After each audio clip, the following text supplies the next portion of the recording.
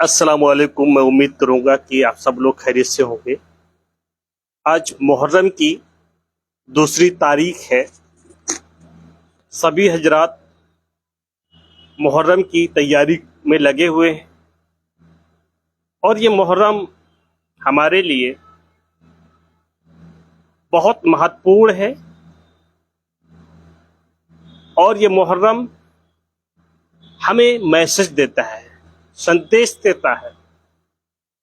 Message ये है न्याय, जस्टिस, सत्य, अहिंसा और अन्याय के सामने ना झुकना। यह बहुत बड़ी मैसेज है और मैं आप सभी लोगों को एक शायर के साथ मैं शुरुआत करता हूँ। नोहा है, हुसैन जिंदाबाद, हुसैन जिंदाबाद, जहां में सबसे ज्यादा अश्क जिसके नाम पर बहा, जहां में सबसे ज्यादा अश्क जिसके नाम पर बहा, जमाना ला गमे हुसैन का कोई जवाब ला, जमाना ला गमे हुसैन का कोई जवाब ला। वो कल भी जिंदाबाद थे, वो आज भी जिंदाबाद हैं। वो कल भी जिंदाबाद थे, वो आज भी जिंदाबाद हैं।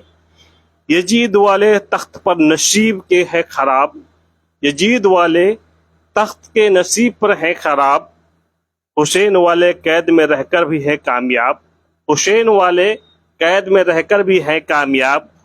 हुसैनियत की ठोकरें यजीद और इब्ने जियाद हैं, हुसैनियत की ठोकरें यजीद और इब्ने जियाद हैं। हुसैन जिंदाबाद, हुसैन जिंदाबाद।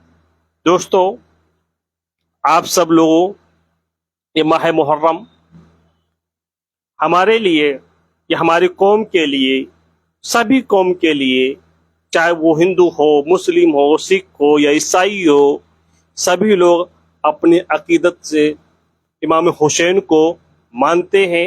इमाम हुसैन के नाम पर फातिहा करते हैं, इमाम हुसैन के नाम पर लंगर बांटते हैं, इमाम हुसैन के गमे में वो जो है रोजा भी रखते हैं, इमाम हुसैन के याद में वो कुरान ख्वानी करते हैं, इमाम हुसैन के याद में वो जो है गरीबों में अपना माल को तकसीम करते हैं, वो शबील पिलाते हैं।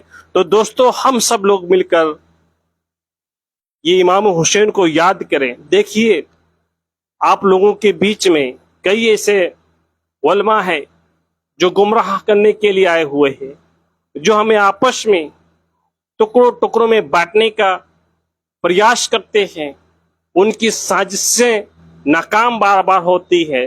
वो कभी कहते हैं कि आप ताजियादारी ना करें, वो कभी कहते हैं आप जो है अलम ना निकालें, वो कभी कहते हैं कि आप जो है इमाम हुसैन की याद में, आप गम में, आप जो है गम में आप मातम करते हैं, आप इमाम हुसैन के नाम पर बेहुरमती करते हैं, आप इमाम हुसैन के नाम पर बददीनी करते हैं, बदकारी करते हैं। मैं ऐसे उलमा को बताना चाहता हूँ कि ऐ उलमा, तुम किस भी यूनिवर्सिटी से कहीं भी तुम फारिग हो तो इमाम हुसैन के दुश्मन हो, तुम यजीद के समर्थक हो और तुम यजीद के समर्थक हो, क्योंकि यजीद जो बदलना चाहता था, रद्दो बदल करना चाहता था, वो आप रद्दो बदल करने चाहते हैं।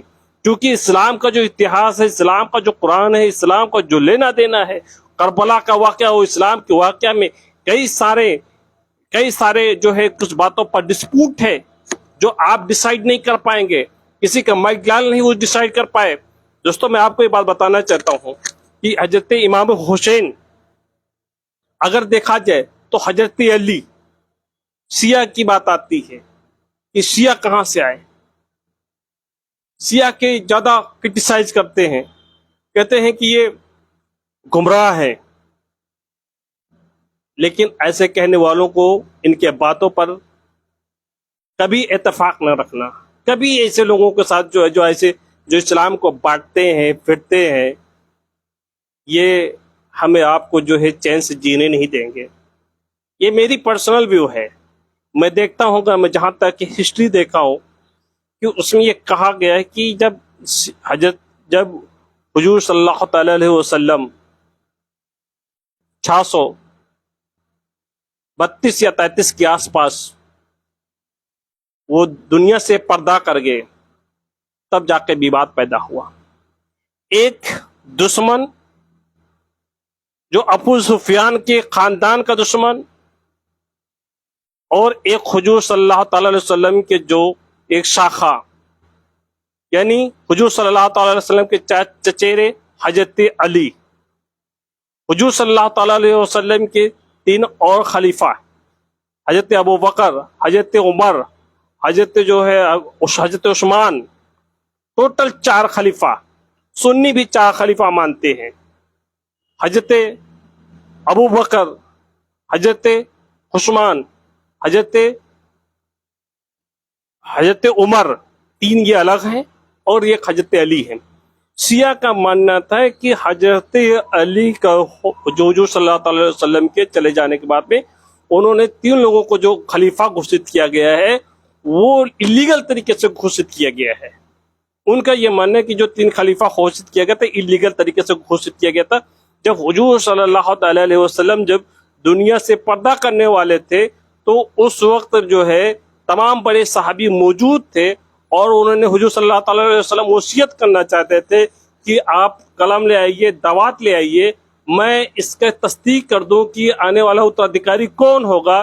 तो हजरत उमर ने ये कहा कि आप हजूर जो है आप हजरत जो है बीमार है, आप बीमारी हालात में जो है उनको ना कलम दिया गया, ना दावत जो ना वो क्या नाम है दावत दिया गया। ये जो रवायत है ये बुखारी शरीफ में लिखा हुआ है, ये बुखारी शरीफ में लिखा हुआ है, उनको नहीं दिया गया।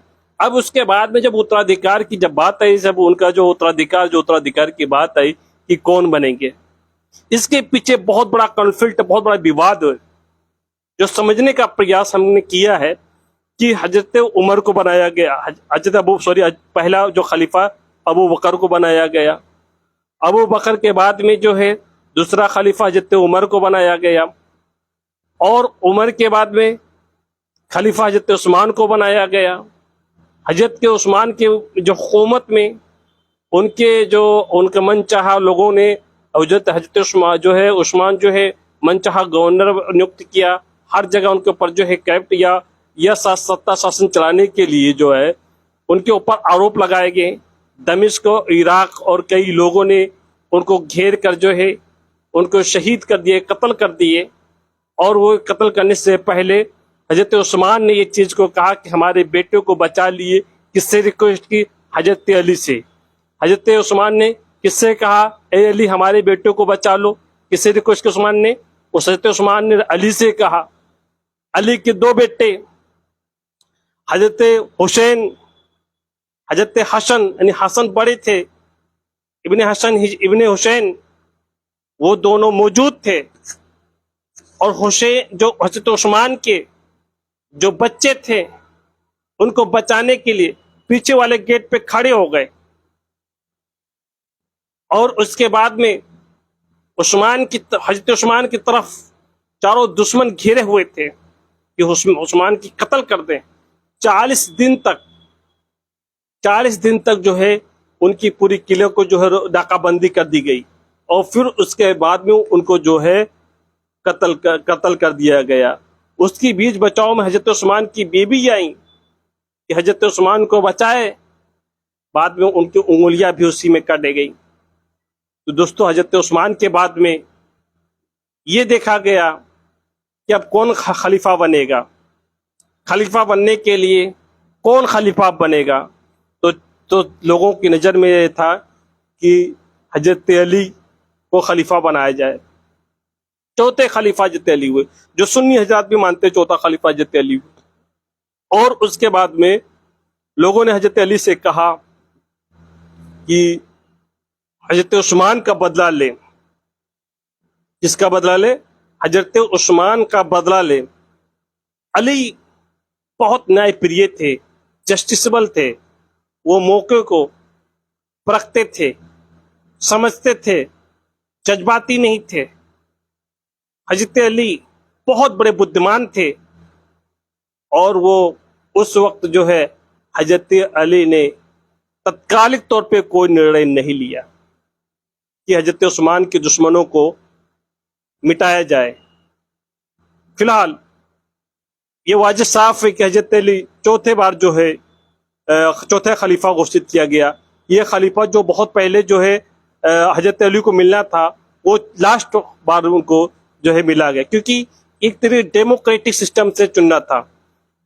ये नहीं था कि अगर जो है जो हजरत अली को जो है पहले चुन दिया गया, क्योंकि इस्लाम जो इस्लाम में एक डेमोक्रेटिक दिखाना था कि चुनाव का राइट था, कि चुनने का अधिकार था, न कि कोई नियुक्त करने का अधिकार था। चुनने का अधिकार था, उस वक्त नहीं चुना गया, बाद में चुना गया।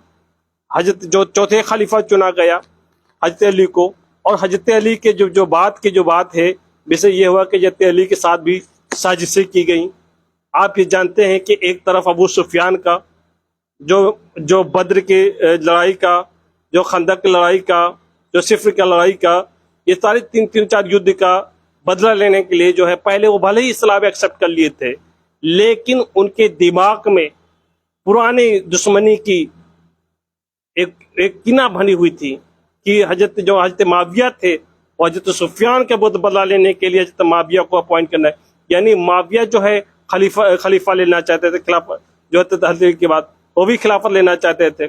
उसके बाद में जो है वो दुश्मन तो बने ही रहे, और उसके बाद ये हुआ कि माविया का एक जो हम अबू सुफियान का एक शाखा चल रहा था, हुजूर का बनी हसमी का एक शाखा चला रहा था। दो शाखा, दोनों में बहुत डिस्प्यूट थी, जो कि माविया एक तरफ जो है षड्यंत्र रच रहा था हजरत अली के अगेंस्ट, हजरत अली के विरोध में षड्यंत्र रच के गलत तरीके से कि कैसे भी करके जो है खिलाफत मिल जाए, खिलाफत में सरदारी मिल जाए। तो हजरत माविया जो है वो भी जो है जो हुजूर के जमाने में मौजूद थे, हुजूर के साथ जंगें भी लड़ी थी, वो भी सहाबी थे। वो भी जो हजरत माविया भी सहाबी थे, क्योंकि हुजूर के जमाने में मौजूद थे। उन्होंने जो है हजरत अली को जो है धोखे से शहीद कर दिया गया था। उसके बाद में ये हुआ कि फिर कौन जो है इसके बाद में खलीफा कौन बनेगा, इसके लिए चर्चा हुई कि खलीफा अब कौन बनेगा। तो खलीफा जो है बनने के लिए जो योग्य थे वो इब्ने हसन थे, अली के बेटे थे। और इब्ने हसन को खून खराबा पसंद नहीं था। वो करीब 6 महीना तक बने रहे, और उसके बाद में हजरत जो है माविया से एक मुआहिदा हुआ, समझौता हुआ। उस समझौता के मुताबिक जो पार्ट ऑफ रिलीजन, जो धार्मिक काम था, वो इब्ने हसन ने लिए, यानी हसन ने लिए। और जो राज्य जो गवर्नरिंग तो प्रशासकीय बॉडी था, वो उन्होंने जो है क्या नाम है माविया ने लिया, माविया ने ले लिया। अब धीरे धीरे वहीं से जो है डिस्प्यूट शुरू हुए। यानी दुश्मन हमेशा तैयार था। दुश्मन कहां से अबू सुफियान से चला आ रहा है। अबू सुफियान के बाद में अबू सुफियान का बेटा कौन था? माविया। माविया का बेटा कौन था? यजीद। तो देखिए ये वो दौर हैं कि सुफियान का अगर देखेंगे कि ये कहां से आए हैं, तो ये नशरानी थे। तो और ये जो है हुजूर सल्लल्लाहु अलैहि वसल्लम का इब्राहिम के खानदान के थे, जो इब्राहिम के खानदान से चले आ रहे थे। तो दोनों का नशर ही अलग था। वो जो है एक तरफ सुफियान की शाखा, एक तरफ इब्राहिम की शाखा, इब्राहिम जिसे कहते हैं। तो अगर देखा जाए तो दुश्मन मौजूद थे। उसके बाद में जो है हजरत हसन को बनाया गया। हजरत हसन जो है वो नाना की दीन को बचाने के चक्कर में कि कहीं ना किसी तरीके से उनको जो है इमाम बनाया गया। वो उसके बाद में इमाम बना रहे हैं हजरत हसन। और उसके बाद में ये हुआ, जब कुछ समय बीतता गया, बीतने के बाद में कुछ ऐसा कम हुआ कि माविया के बाद में जो है 6 महीना बीतने के बाद में, 6 माह बीतने बाद में फिर भी वो जो है माविया ने अपने मुआहदे को तोड़ दिया। और तोड़ने के बाद में जो है धीरे धीरे उनके जो दिन और ख़राब होता गया। तो उनके बेटा जो है यजीद को बनाया गया खिलाफ जो है जो उनको खिलाफत जो यजीद को मिला। यजीद को मिला। और यजीद जानते हैं, यजीद इस्लाम में कई चीज को बदलना चाहता था, कई चीज लाना चाहता था। वो जुआखोरी हो, नाच गाने हो, शराब पीना हो, और उसके बाद में जो है कई जो इस्लाम के खिलाफ जितने भी काम थे, इस्लाम की शरीयत के खिलाफ जितने भी काम थे, जितने भी मतलब जो है इस्लाम के अगेंस्ट जितने भी काम थे, यजीद उसको लागू करना चाहते थे। तो यजीद इतना गंदा आदमी, इतना बदकारी आदमी, इस्लाम का दुश्मन था वो। तो क्या ऐसे व्यक्ति के साथ कॉम्प्रोमाइज किया जा सकता है? नहीं किया जा सकता है, क्योंकि इस्लाम जो आया है हुजूर मुस्तफा सल्लल्लाहु अलैहि वसल्लम से आया है। और हुजूर सल्लल्लाहु अलैहि वसल्लम ने एक बात बहुत पहले डिक्लेयर कर दिया था कि जो हुसैन से है वो हमसे है। दीनस हुसैन बादशाह हुसैन, जो हुसैन से वो हमसे हैं। और जैसे जिब्रील ने कहा कि हुसैन तो जन्नत के सरदार हैं, हुसैन वो जन्नत के सरदार हैं। और उसके बाद में जब ये बात सामने मौके पे निकल के आया, लोगों के बीच में विवाद पैदा होने लगा। और यजीद ने जो है ये उस पर जो है यजीद जो चाहा कि अब जो है हम कई बार उनको जो है हजरत हुसैन को खत लिखा कि आप हमारी बैत कर लीजिए, आप हमारी बैत कर लीजिए। लेकिन हुसैन ने बैत करने से इनकार कर दिया। हजरत हुसैन को मक्का से मदीना में थे और वो हज करना चाहते थे, लेकिन उस आखिरी साल हज का जब मौका आया तो हजरत हुसैन को इस बात की भनक लग गई कि हाजी के शकल में मुझे जो है कत्ल कर दिया जाएगा। और इस बात को उनको भनक लग गई। और इधर कूफा इराक वाले कई बार उनको बुलाया कि आप चले आइए, चले आइए, हमारे यहाँ चले आइए। कूफा इराक वालों ने कई बार दावत दिया, चले आइए, चले आइए, हमारी तरफ चले आइए। लेकिन यह हुआ कि एक तरफ कूफी, जिसे कहा जाता धोखे मक्कार, और दूसरी तरफ हुसैन को इस बात को इल्म भी हो गया था कि हमारी कत्ल कर दिए जाएंगे। तो सबसे पहले जो है हजरत मुस्लिम को भेजा गया कूफा में। और कूफा से जो है सबसे पहले जो है अगर शहीद हुए तो हजरत मुस्लिम हुए। उनके साथ भी उसकी बहुत बड़ी हिस्ट्री बताऊंगा कई नेक्स्ट टाइम में। उनके साथ भी लोगों ने धोखा देकर जो है उनको कत्ल कर दिया, और इसकी जानकारी जो हुसैन को नहीं है। हजरत हुसैन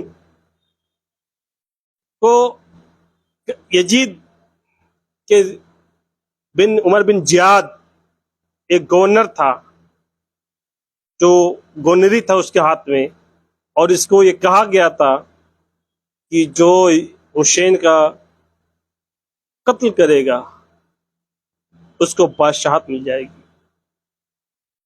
ये फरमान जारी किया गया। और भी ये फरमान जारी किया जिसमें शिब्र भी था। जो शिब्र इतना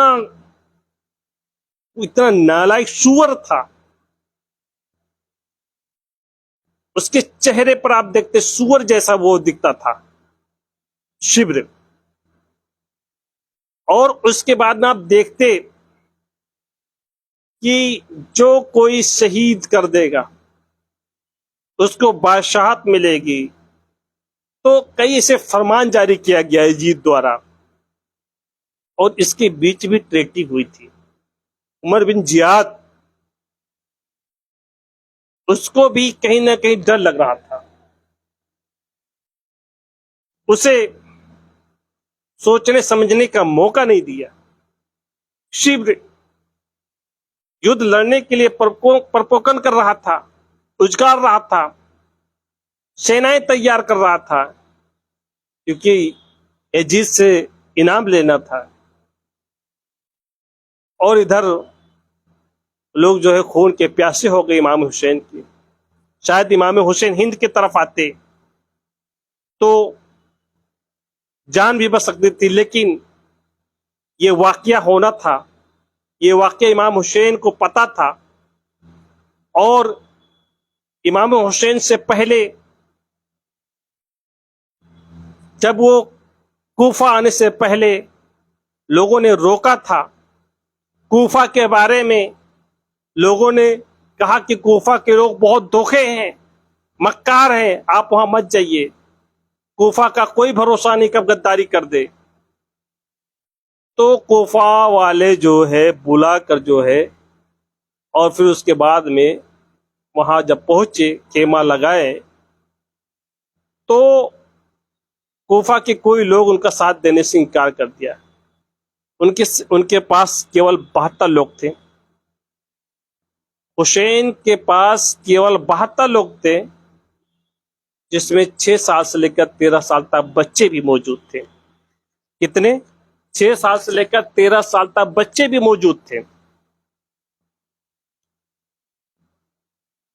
हजरत अब्बास, हजरत अली, हजरत अली के बेटे थे। हजरत अब्बास